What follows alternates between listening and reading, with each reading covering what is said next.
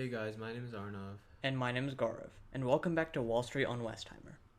Today is July 8th, 2022, and the time is currently 3:34.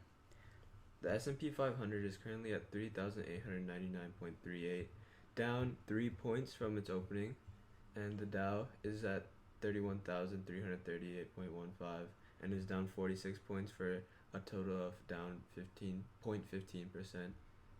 And the Nasdaq is at 11,635.31, up 13.96 points for a total of 0.12% for the day. So it is currently 3:34 p.m. right? Mm-hmm. And our last time talking on this podcast was June 15th, so it has almost been a month. And we're gonna go over the changes in the ETF since we last met and talked about the market. Yeah, so the S&P 500 is down 5.8% since the last month. The Nasdaq is down 4.7%, and the Dow is down 5.16% in the last month. So we're seeing a continuing rate in decreasing percentages in the market. So the bear market is pretty much continuing. We're not seeing any signs of slowing down just yet, or whether or not we're in a recession or not. Mm-hmm. So, what do you think? I mean, in the past week, there has been some signs of relief rallies because the market has been up this week, but a lot of that can be attributed to the market being oversold when the Fed raised their basis point hike, so that had a major influence on it, as well as a lot of consumer activity is starting to increase, which we'll get into later on. Okay, so my thoughts are especially this last week, right? It's just been a lot of positive change, which I haven't been expecting. When at the beginning of this week, I thought the market was gonna go down. So I believe we were currently at 3,750 at one point in the S&P 500. Now it's almost up 150 points. Mm-hmm. Closing out this week, it's Friday now, but in the beginning of the week, we actually placed some shorts on the market, and right now, since the market has gone up, we're still holding on to those shorts. We're betting on it for the percentages to keep going down, and continuing to see this trend that was going on before this week started, and we're gonna try not to be influenced by this random positive change in the market. Yeah, and there's definitely many signs that we can look towards to see if those shorts will be very effective. So there's a couple of dates that we have to look for in July. So July 13th is when the CPI releases their inflation data, which would give us an idea of if inflation has increased since July. Those shorts, since we are shorting, we specifically are hedging on the inflation increasing. July 25th, Tesla releases their earning reports. July 26th, Microsoft releases their earning reports, and July 28th, Apple releases their earning reports. So many major companies are releasing their earnings reports around there, so we can get to see how consumer activity actually played out and how much revenue those major companies made over the past quarter. And we can also see when companies like these, like Tesla, Microsoft, and Apple, when they release in late July, we can see if the bear market is actually affecting their earnings or not, and that contributes to whether or not we're the belief that we're in a recession. So when if they release their earnings, right, and it's surprisingly up, and the stock has gone down, obviously the stock is going to go up right after that, but we see maybe this recession or this bear market is not as bad as we thought, and that it influences buyers' sentiment, and it basically what would follow is we might move up more in the percentage wise. Mm-hmm. I mean the what's it called? The growth of these companies isn't the only thing that's influencing the market around this time. July 26th to 7th is the Federal Reserve meeting in which the Fed decides on how much they're going to increase the interest rates. The current options are between 50, 75, and a really scary 100. Predictions are looking towards the Fed choosing the 75 basis point increase. but of course, it's subject to change. And then additionally, on July 28th, the second quarter GDP data releases. The second quarter did end 8 days ago on June 30th. So we're going to get the results of the GDP for the second quarter. And there's many signs that we can look towards, which Aarnav can talk about here. Okay, so if if the economy is negative, we are officially in a recession when that GDP releases on July 28th. So if it's down, then because we have been in because the GDP has decreased in the past 2 quarters, that officially means we're in a recession.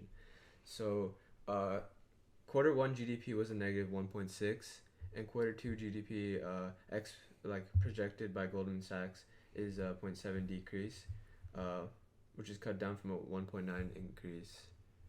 Yeah, so Goldman Sachs, they originally predicted that the second quarter GDP would be up 1.9%, signaling that we wouldn't be in a full recession and that maybe this was a short-term type thing in which the market would go back up.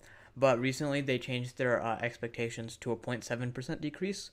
So considering the reputation that Goldman Sachs has, a lot of us can sort of, we can expect that the second quarter GDP might be lower than the first quarter. So I have a question.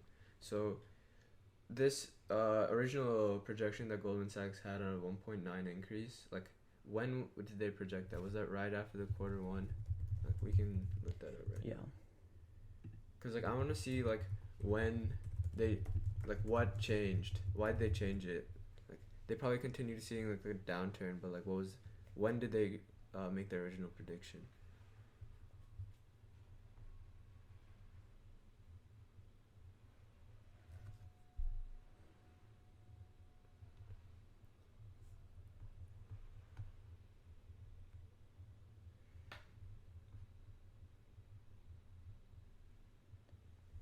Okay, so it says that Goldman Sachs adjusted their report on Thursday morning, which was yesterday, according to the U.S. trade deficit, as the trade deficit declined to $85.5 billion in May, which is the lowest it's been in all of 2022, and that was even deeper than the Dow Jones estimate of 84.7 billion. So there's an additional 800 million trade deficit that happened than expected.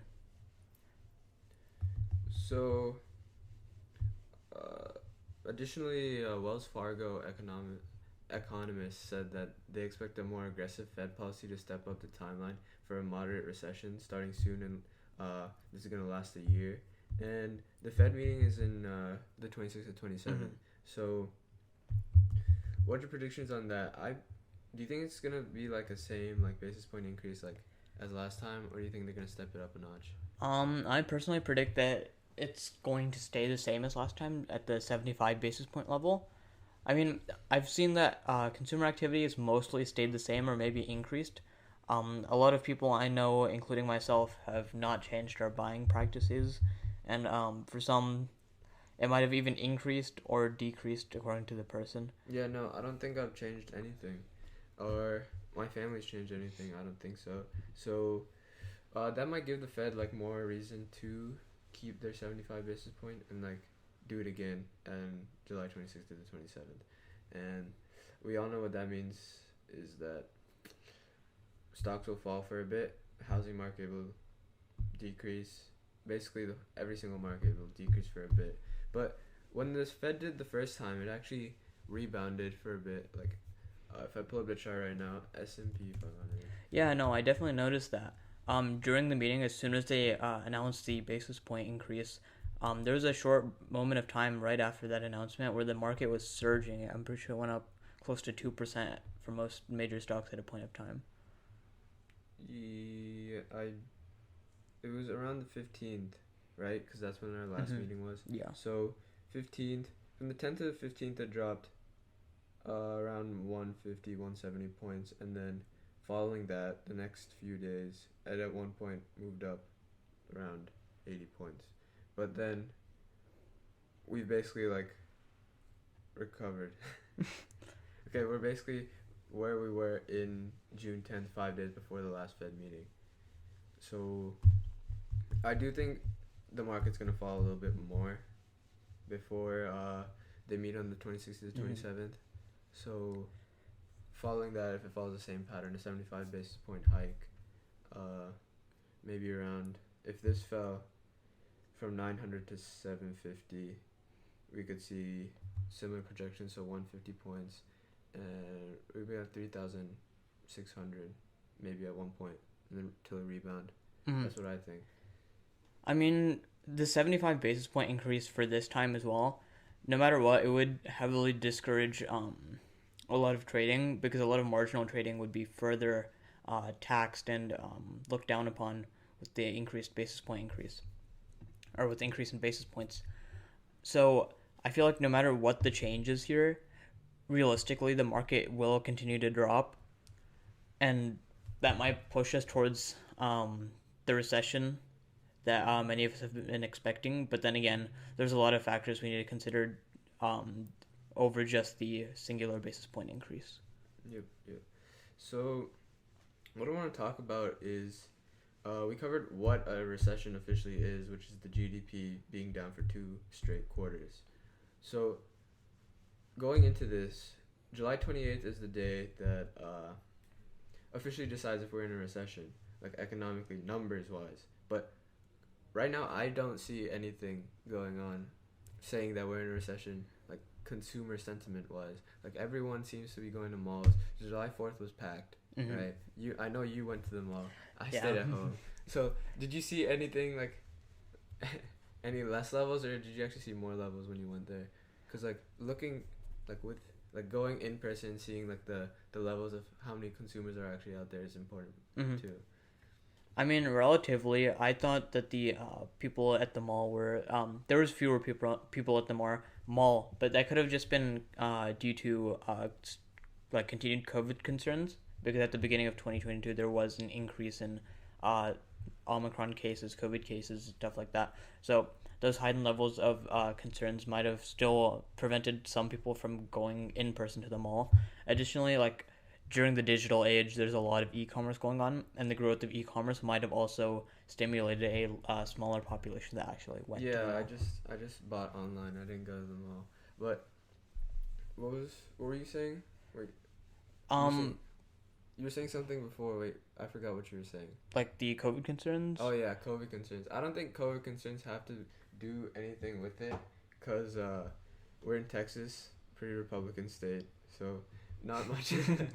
I don't think many people are worried. And also, one thing worth noting is that I did see a few more COVID cases, like out of nowhere, like a week or two ago. But yeah, that's something to note. I don't know.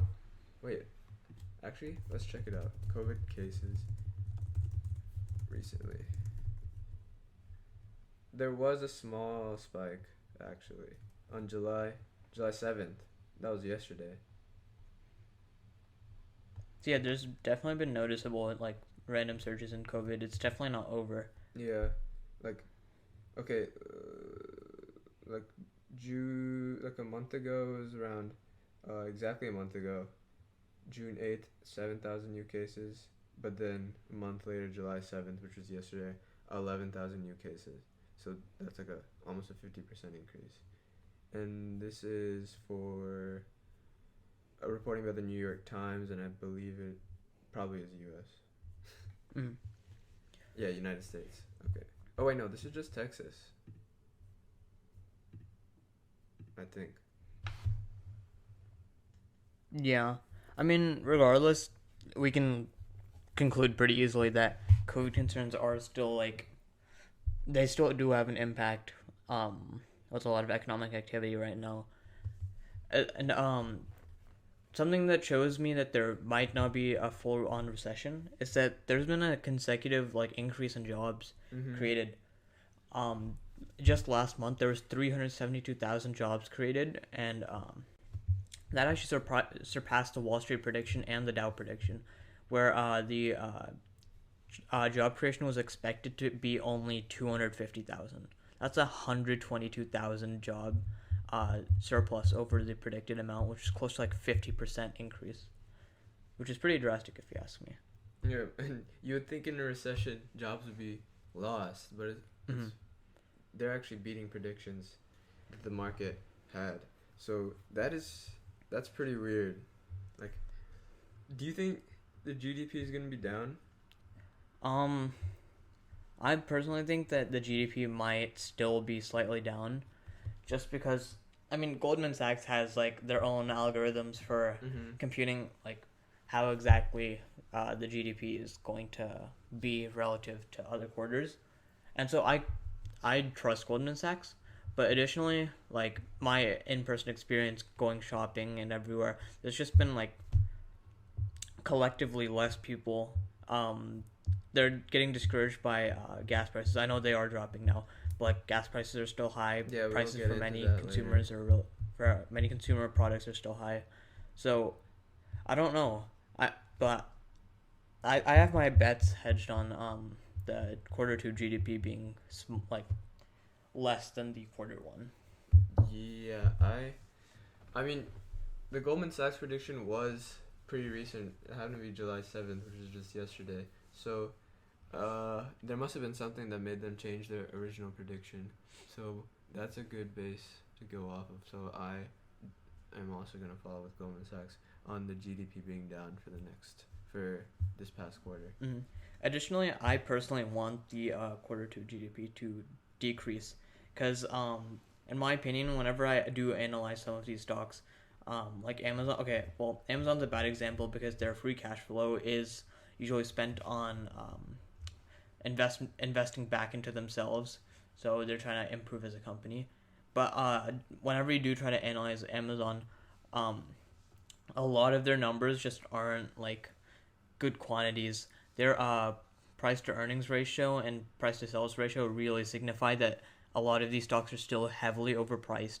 And so even if the economy isn't in a full recession, a lot of these stocks are still really overpriced. And as a value investor, I'm waiting for many of these stocks to fall in price before I can buy them at a good price and make a lot of money off of them.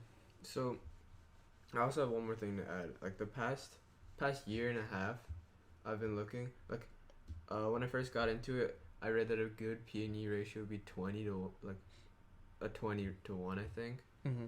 But like when you look at like anything like Tesla or like any of these stocks that are supposedly supposed to be good, like they're a lot higher than 20 to 1.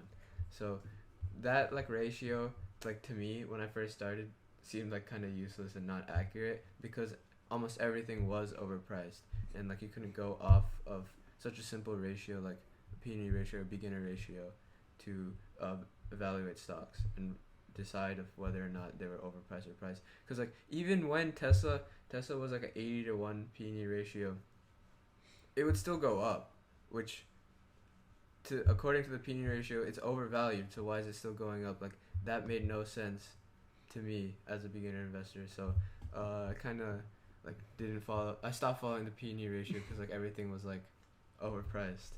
Well, yeah, I mean, there are different styles to investing. There is the people who just try to go into the, I guess you could say, hype stocks.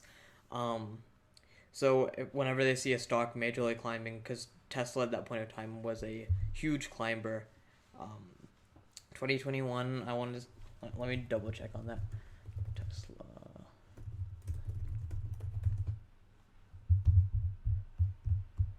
Let me check real quick. 2021, Tesla was valued at $709 at the beginning, and it peaked at close to $1,200. So Tesla was a huge climber back then, no matter like regardless of how overvalued it was, and it still was overvalued at that point in time. They are gonna have a stock split soon, by the way, right? Yeah, the 20 to 1 stock split, or is it 20 to 1 or 3 to 1? 3 to 1. 3 to, oh, okay. Oh no, it was 20, Google that was having 20 to 1. Yeah, so Tesla, I mean, they are having a 3 to 1 stock split, but that doesn't really change their like price valuation because okay, you're not when you split the stock, you're not changing any of the numbers. You're just decreasing how much one share costs, but you're tripling the like amount of shares the market cap stays the same, their free cash flow stays the same, their revenue stays the same. So all the numbers still stay the same. So just a split doesn't exactly qualify it as making a stock more of like the right price, I guess you could say. Well, to me, the reason why I find stock splits like actually important, and the fact that it does raise the stock value, even though like nothing is being done essentially, is because like say you're like looking for a stock, right? Mm-hmm. If you're just a beginner, you don't know like much. Like Apple is like 148. Mm-hmm. Like even though like they're good companies, like Amazon at one point was 3,000. Like just looking at those stock prices, like I was like, oh, Apple is just like, oh, I've heard of Apple. Like it's a better it's a good. It's like they're both good companies, right? Mm-hmm. But one is a lot cheaper, even though like it isn't like that much. But like a lower price is more appealing to an investor when looking at the market, which is why I think stock splits are pretty important. I mean, yeah, lower prices are like more appealing, but I personally consider myself a value investor, and so I'm more of a emotionless trading guy. So just seeing smaller numbers on my screen for the price of a stock doesn't really quantify the value that company should receive when you're looking towards buying it. I'm mainly looking towards if they're growing as a company, right? So if their predicted revenue increases over the next 5 years, if they're well priced, their price to sales ratio and price to earnings ratio are all within like good numbers, as you said, 20 to 25. Those are good numbers, signifying that it's a good buy for me. So just looking at small prices, like realistically, you could say a penny stock has small prices, right? So just seeing that the stock is like worth 3 cents doesn't really make me more willing to buy it, because I need to do more research on it. I need to know their statistics. I need to follow the news behind it. I need to know why they might be the next big thing before I can fully trust myself to buy them. Well, you also have to consider like the majority outlook on like, the stock. Even if you don't think it's gonna be like that's gonna affect it, but a lot of other people do, that still makes it a good buy. Well, yeah, it is. I mean, it is a way that a lot of people make money, but I'm more, I guess you could say I'm more conservative with my money. I'm not willing to take that risk. And a lot of times, like, major investors like Warren Buffett, they all move against the market, or like against the masses, right? They're always, let's say the masses are saying that the stock is about to go, like, huge, and then people like Warren Buffett will, like, call the opposite. Just because like moving against the masses is often like the best way to make money. Yeah, I guess so. But like the stock split is like when I buy a stock split, like or buy expecting like there's gonna be a stock split, or like there's news that there's a stock split on a stock, it's purely on the fact that more people are gonna buy it because there is a stock split happening. Like it's not based on the company at all, and most of the time, like when there's a stock split, it does raise. So that's just my thoughts on it. I mean, yeah, yes, but I mean, using that same like logic, right? I guess you could say that would make the stock a lot more volatile, because you're moving purely off of market consumer sentiment, right? There's no logic like actually signifying that it should go up or down. So I guess you're just riding the market sentiment. Yeah. So back to recession fears and signs that there isn't a recession. Did we finish that topic? There's a couple more things. So currently there a lot of people are following like the I guess you could call the macroeconomic equivalent of a recession. So a lot of people are starting to buy government bonds in expectations of a recession, which is a major sign. Like when there is a recession, that's a major time for people to buy government bonds. So seeing an increase in these the purchases of government bonds. I'm not sure about the actual number. Has there been an increase in gold? Good question. I haven't checked recently. because when the value of the dollar goes down, gold goes up. So we can look at that right now. Gold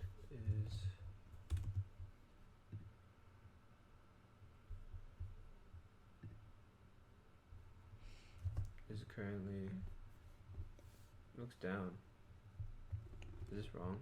Is that that's a year chart, right? Yeah.